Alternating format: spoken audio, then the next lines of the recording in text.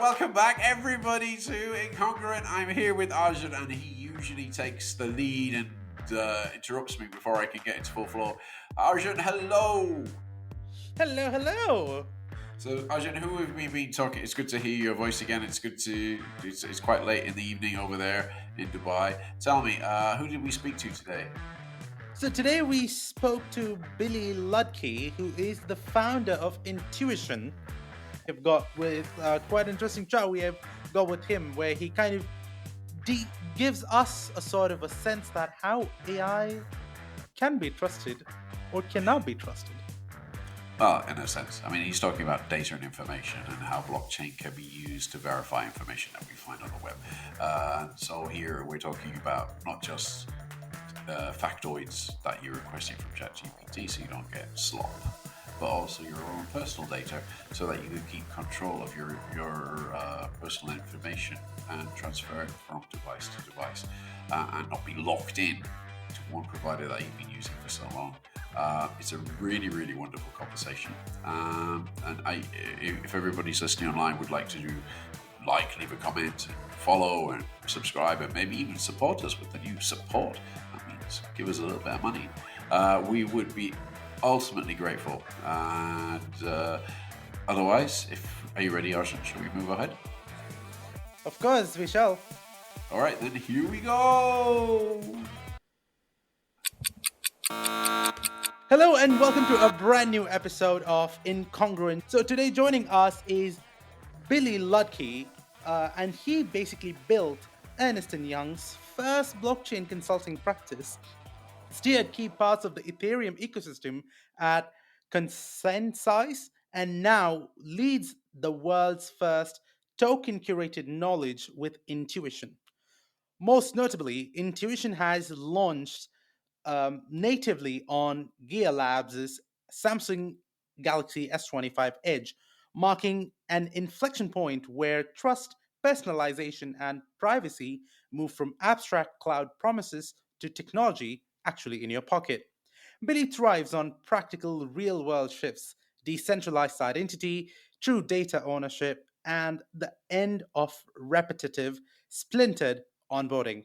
He knows what it means to instill trust in AI and digital agents. Billy, welcome to the show. Thank you all so much for having me. Excited to kick this off. So, Billy, I'm curious. Like, you've worked in EY, ConsenSys, and now Intuition, three organizations that each touch trust in different ways. What drew you personally to the problem of digital trust, and what was that aha moment that convinced you a decentralized approach that could actually fix our fractured information ecosystem? Yeah, so happy to elaborate there. So kind of what really led me to crypto. One is I just my first job ever, just very luckily and randomly, was helping to build this decentralized seismic network at Caltech with the United States Geological Survey Office. So I got super early exposure to distributed systems, and then I became a financial services technology consultant at EY.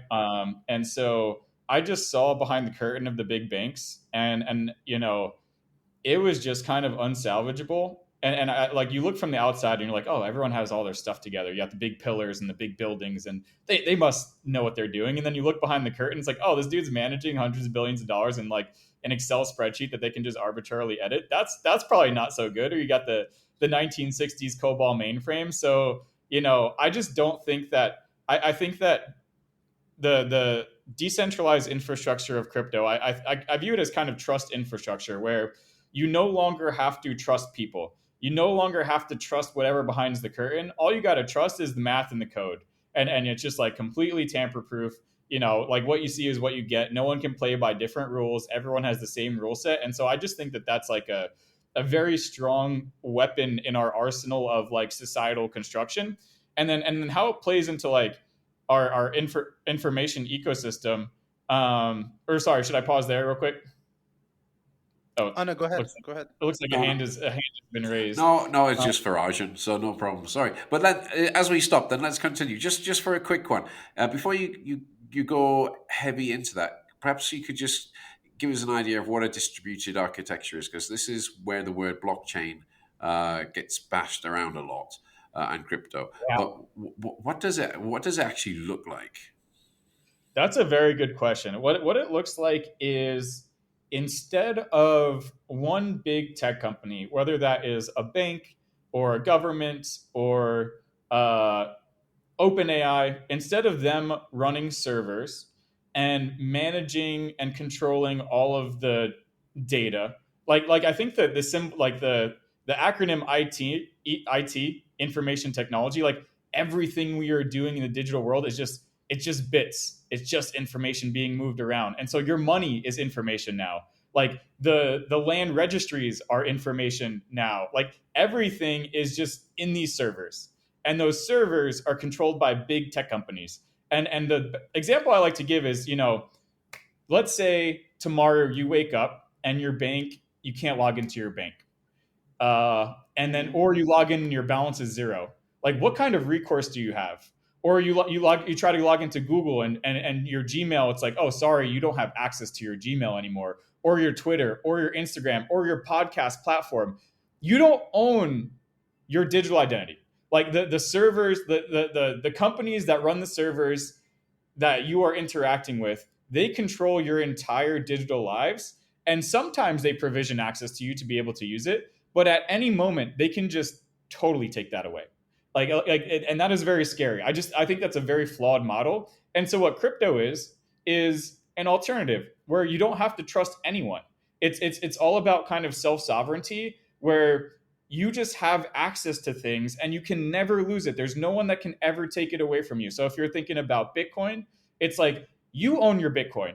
No one can take that away. They can't prevent you from transacting. Like, you own it. And you can extrapolate that out to every single thing in tech, where it's like your Twitter account, you can do decentralized social media, you can do decentralized email and text and whatever. And all it means is nobody owns it. Everyone owns it. It's not the big tech companies in these like extreme positions of power anymore. The power is distributed amongst the people. And so, like, I just think that that's a objectively better design decision for humanity than like trusting these big institutions who then get so much power from the fact that they're in the middle, they're the intermediaries for every single thing that you do.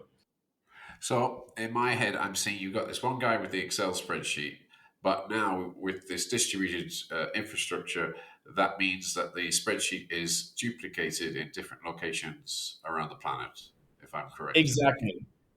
It's duplicated, and everyone is required to play by the same set of rules to update it. So everyone has the copy of the spreadsheet, and then they also have like the queue of updates. And then as like an update is made, everyone's spreadsheet just like automatically updates, and you can't do something that's like not within the rules that everyone's agreed to. So everyone who has a copy of the spreadsheet, we all say, here's the law.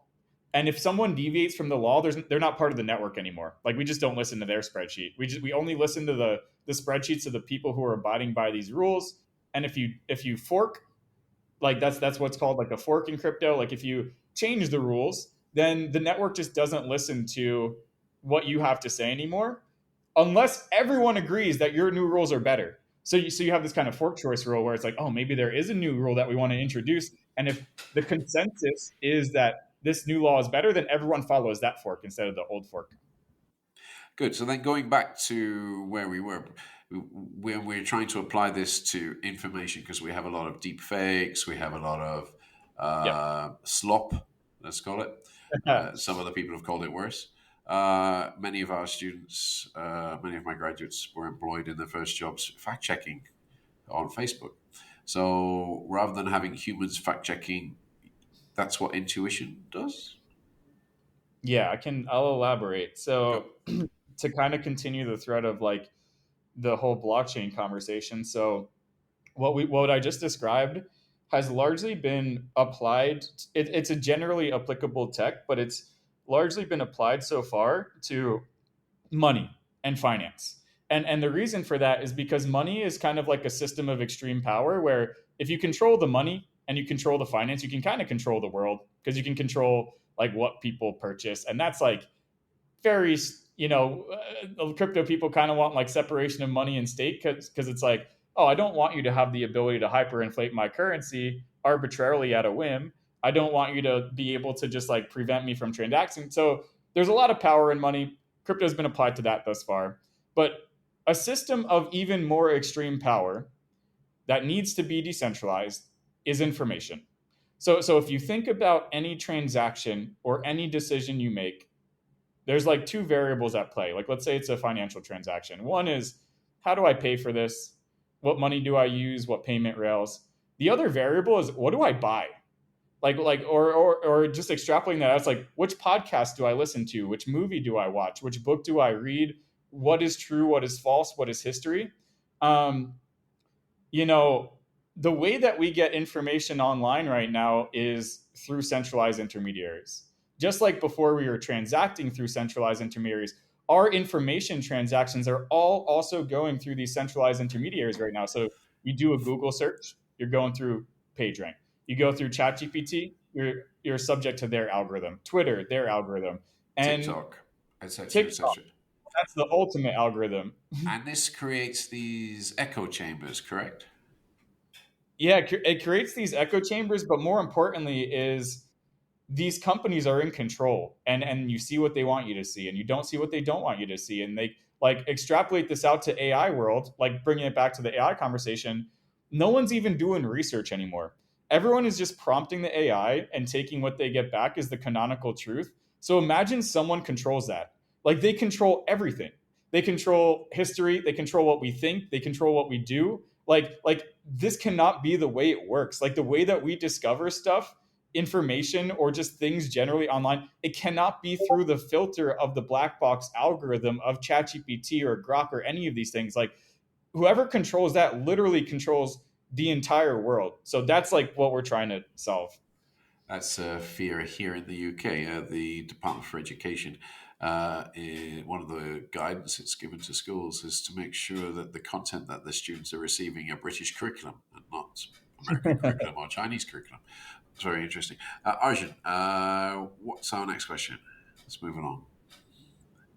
on.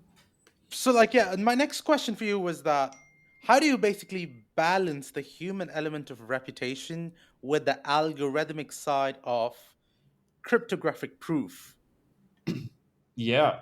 So basically what you get from the cryptographic proof side is you get verifiable attribution of who said what. It's like, okay, I know for certain that Billy liked this restaurant or Billy posted this image or whatever. So that's the cryptographic proof side.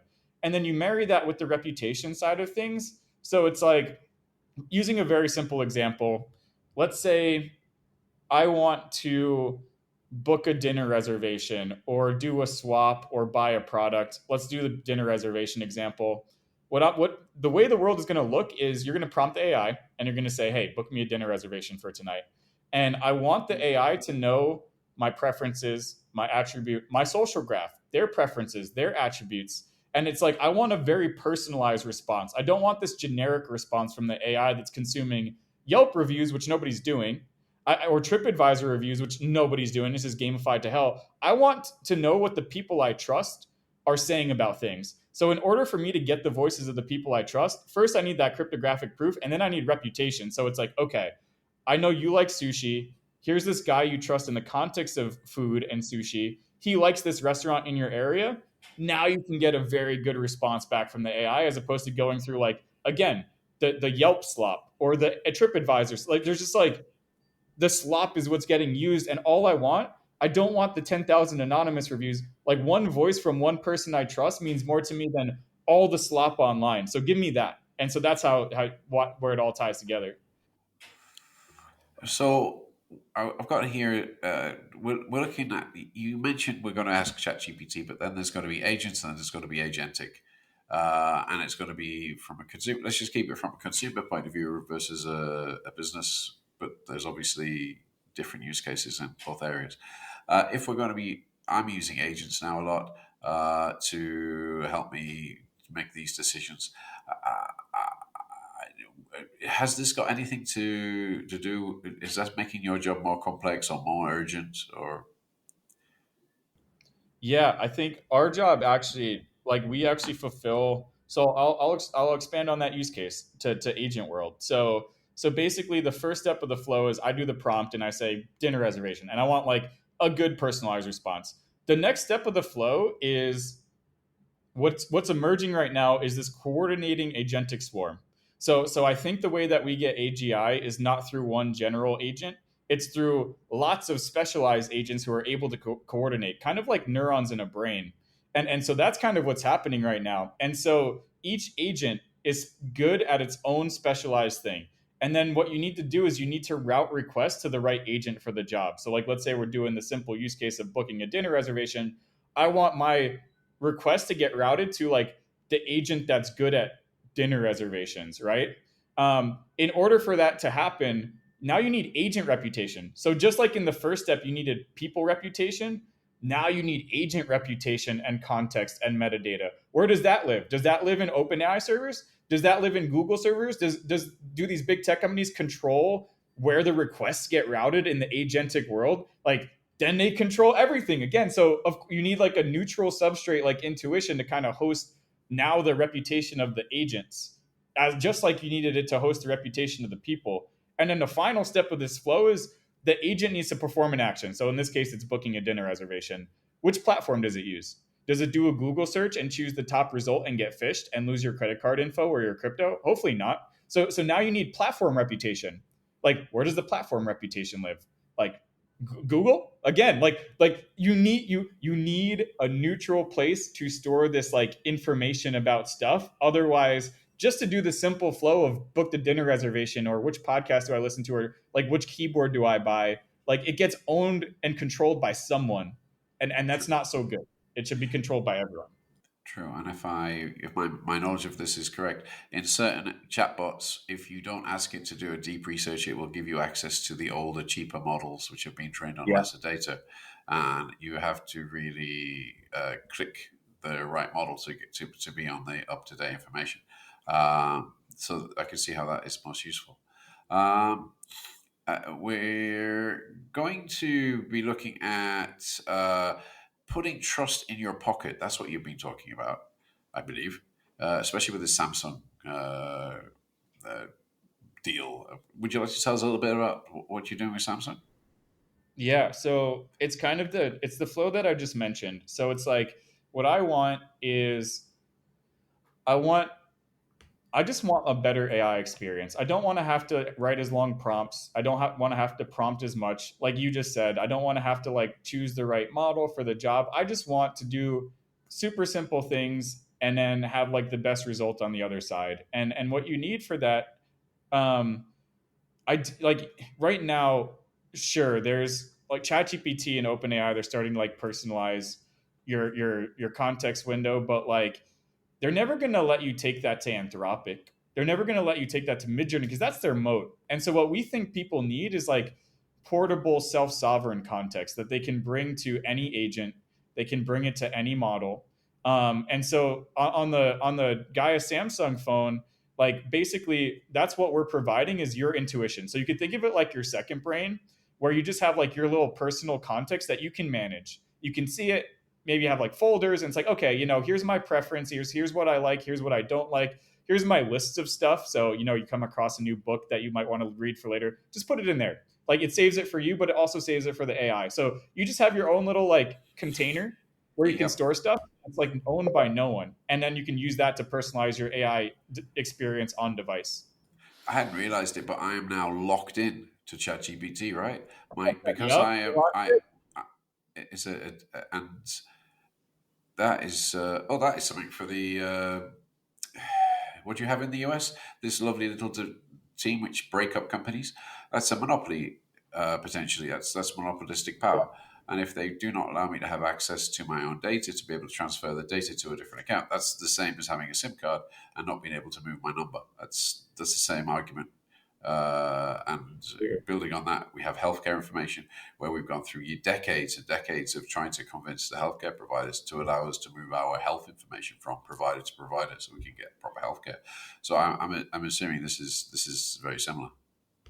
It's exactly the same thing, and like we're applying this tech to the AI kind of field right now because that's kind of the meta. But you can also do it from like I wrote a white paper on this back in like 2015, 2016 for medical records. It's like just like the example, it's like medical records, like every app that you sign into right now, you create a new identity for that context. And then you generate data and reputation that only lives within that context. So I can't take my 5-star Uber reputation and rent an Airbnb.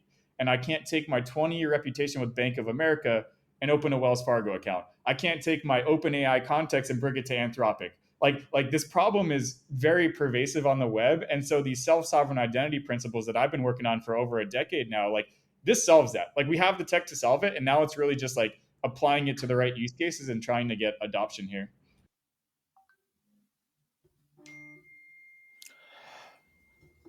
All right. So I'm going to just step in and kind of ask this next question. What happens when AI starts issuing attestations? Can we trust the verifier if the verifier itself is an AI? Yeah, I think in a lot of instances you'll probably trust it more. But this is kind of where reputation comes into play, where like with intuition, anything can say anything about anything, and then you get like verifiable attribution of like who said what.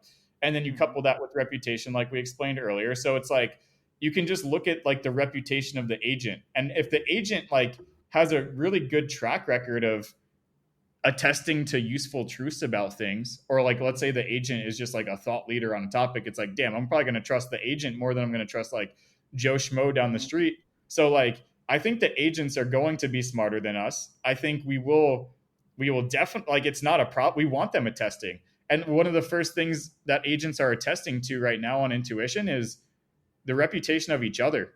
Because, like I mentioned earlier, there's this coordinating agentic swarm emerging. And so, like, when an agent interacts with another agent, they like leave an attestation and they say, hey, yeah, this thing fulfilled its duties and it was like super effective. And so, right now, the agents are attesting to things about themselves, which is kind of cool.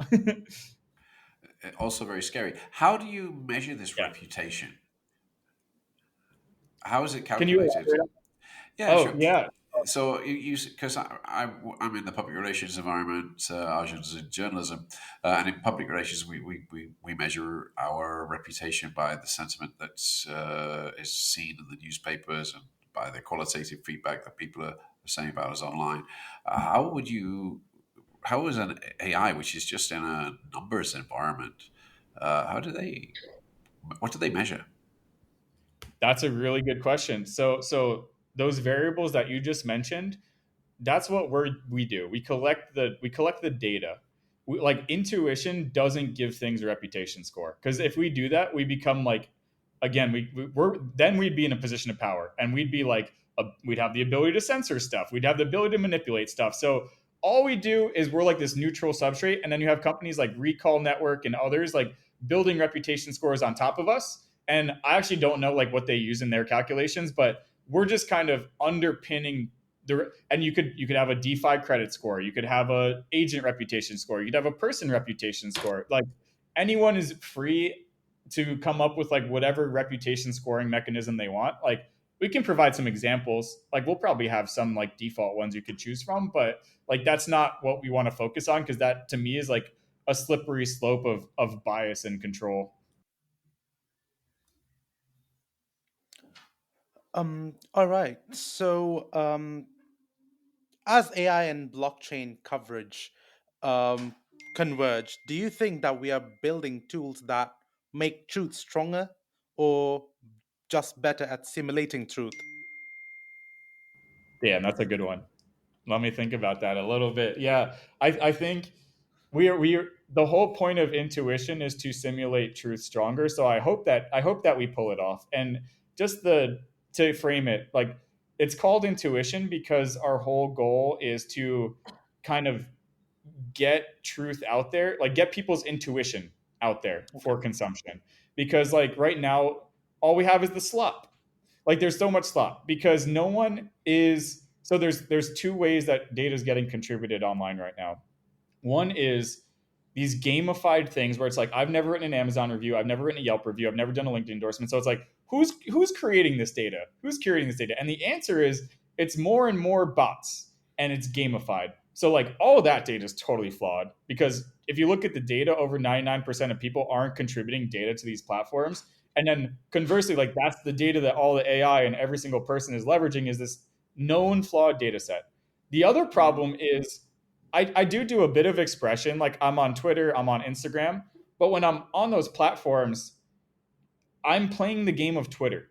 That's not truth. It's not like exactly who I am. I'm like playing to the algorithm and I'm going to structure things in that way. When I'm on Instagram, I'm playing the game of Instagram. So the picture that the AI has of us right now is entirely flawed.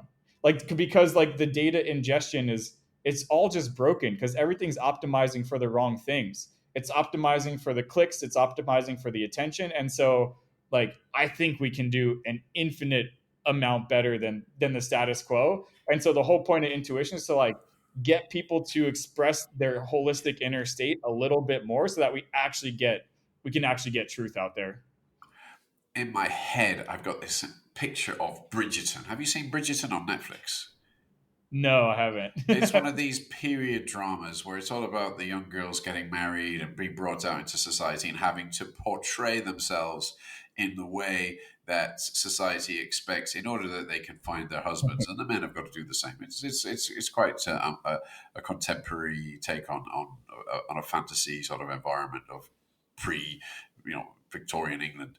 But I can see what you're saying. It's like, well, for the past 10, 15 years, we have been playing to Mark Zuckerberg's opinions of what we should be doing online, or Elon Musk's now. We're operating under his, or even on True Social, we have to operate under those kinds of norms in order for our content to be seen. So I think that's really interesting. It's also a race to the bottom because then we're recursively getting trained by those algorithms. So it's like we play to the algorithms, they optimize to play more to that, and then they train us. Like whether or not you want to accept it, we are being trained by them every day. It's like, there's actually, it's influencing us more than we even know. So not only are they optimized for collecting slop, now they're kind of influencing us to like, it's called like brain rot, I think, in like Gen Z term. It's like everyone's got this brain rot because all we're consuming is this slop across the whole web. And that just proves that the content I created 15 years ago is far, far, far of a high quality than what Arjun's creating today. Exactly. Perfect. Thanks for that Gen Z dig. No worries, no problems. All right, we've got the last couple of questions here. If you could redesign the internet's trust layer from scratch, what's one principle you would never compromise on? Google in the past said, "We will not be evil." What would be the equivalent of a trust paradigm or a trust vision statement? Wow.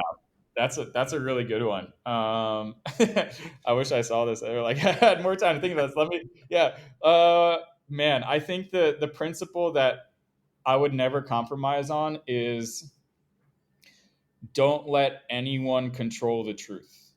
It's like there should be no one who can control it. It should be up to all of us to decide. And it's like even something as objective as Wikipedia, it's not objective. They're like there's like a council of Wikipedia editors and they've got admin privileges, and then they've got a bias that leans one way or another. So if you go to certain pages, it's like people take that as like the canonical truth, but it's not. And so like that's the way that the web is presented to us right now. The whole web presents us information as if it's like there's not two sides to the story. And that's the echo chamber thing. Like you get trapped in your echo chamber, and then you're even more so, even on like topics of extreme conflict, you're presented one side as if it's the truth. And so I'm unwilling to compromise on the fact that like truth is a fractal prism of perspectives. It is not what one party tells us it is. And Arjun, you have the last one. And finally, what question about digital trust do you wish more people were asking? I wish more people were asking the questions that I'm kind of asking, which is like, okay, what are we trusting right now? Like no one thinks about what they're trusting. Like they go about their everyday lives and they just like operate under all these trust assumptions. It's like, oh yeah, of course the bank is always going to give me access to my money. Of course the government's not going to hyperinflate my currency. Of course we're going to have free speech and not get imprisoned if you send a meme. Of course, like X, Y, and Z. And we're just operating under these trust assumptions. And then when you see them broken, it's like, wait, you guys are in control? Like, wait, this can't be how it works. So no one's questioning trust right now. No one's questioning where we're all placing our trust every single day. And that means that these people get to operate kind of behind the curtains and control it all. So it's just like, as you go about life, just think about like the thing you're interacting with and think like, okay, in this scenario, which parties am I trusting? And then you say, oh, imagine if you didn't have to trust any of them. That would be way better. Like, of course, like what if you can trust code and math instead of like all these flawed humans? So that's my answer to that question. Thank you so much, Billy, for such an insightful chat. Doing the interview, I felt like I've learned a bit more about the trust factor and like how AI still is like a work in progress thing. So thank you so much for joining us on another episode of Incongruent Podcast. And once again, to all the listeners out there, thank you for listening. Please do like, share, and subscribe to our podcast. Our podcasts are available across all your favorite podcast platforms. Until then, this is the crew from Incongruent signing off.